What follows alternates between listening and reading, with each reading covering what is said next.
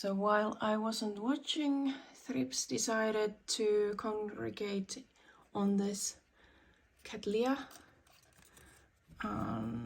Yeah, it's the amethyst glossa. They seems to have some sort of they seems to like these bifoliates a lot. So that red tinge, it's because of this has been so stressed out, and as you can see this leaf is so much smaller. This was actually growing quite nicely. As you can see, it's bigger than the other ones. I was just too slow to actually realize that there were thrips all over this thing. I just didn't have time last week. Now the schedules have eased a bit. Hold on a second. Oh, sorry. Hopefully it didn't shake a lot. The funny part is that the thrips don't seem to like this one. So this is the Oya Gania Kumariana white red, which is it's doing just fine. It's underneath this propagation box. I'm going to move these to my balcony. I have there a big aquarium which I'm going to use for certain seedlings. I've noticed that, for example, this one didn't grow roots until it was underneath the humidity, reasonable humidity. So this is the propagation box for just seedlings. So I need to work on this. Maybe I might have to actually get for this some sort of a shelf unit which has doors and I can keep the humidity up. I don't know, I have to actually, it's live and learn with this. I have some others which are really finicky. Hold on a second. With these, the thrips just munch away. As you can see, this has been one of their favorite, and this is a Lottie Jessie, again bifoliate, and this is Cattleya Endless Summer Those ball spots, and I think this might be also some bifoliate behind it, and it's been their favorite as well if I don't keep up with the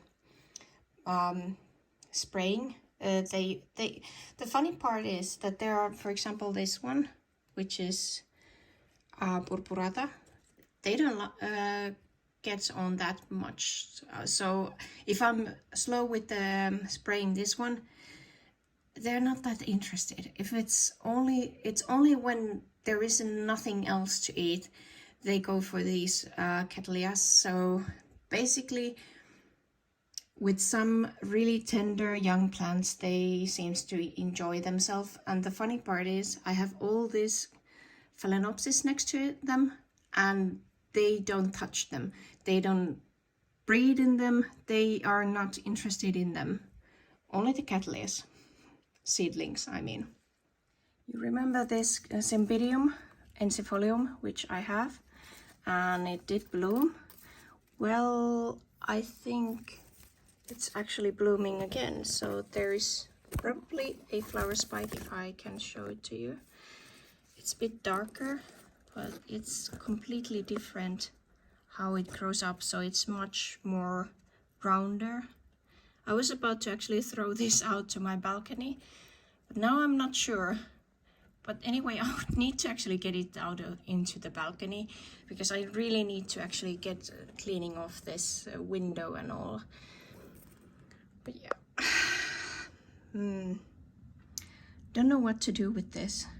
It's just enjoying its life. So apparently it was the light again. It's soaking up some seaweed extract to give it a little bit boost.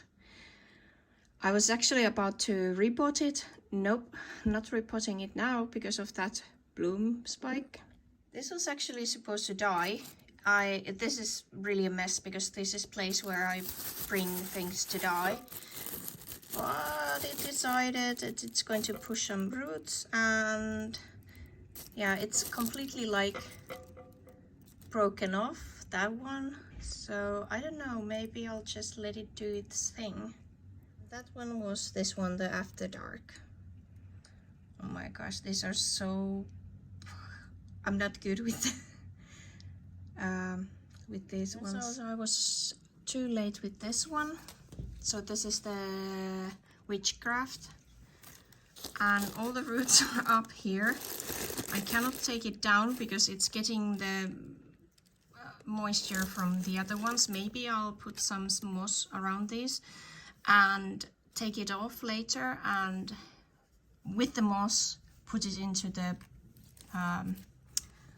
pot. And there's another one which it's growing up, and that's coming from the right place.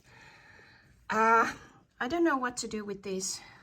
Honestly, I don't actually remember what these were called. I haven't been actually. I've just kept them next to the windowsill. This is really cool during winter time. I think it gets underneath 20 degrees or so, and especially this region it's like 16 degrees because of the windows. They are so old, and I've got it there and it started growing, and I just thrown some water in there. I have no idea what to do with this. It's next to all these Hoyas. Yeah, it's a bit tricky. I have a jungle in here. So that was a quick video of these orchids. I would have more to say, but I thought that I'll just make it quick and short, so I actually will be posting it. But today and tomorrow I'll be actually cleaning up all these and checking up on them, checking if they need repotting. Well, that Cymbidium huanchai needs repot, or the encephalium, but because of the bloom I'm unable to do that, I think. If you know more about those encephaliums, please let me know, but that's what I'm going to do now.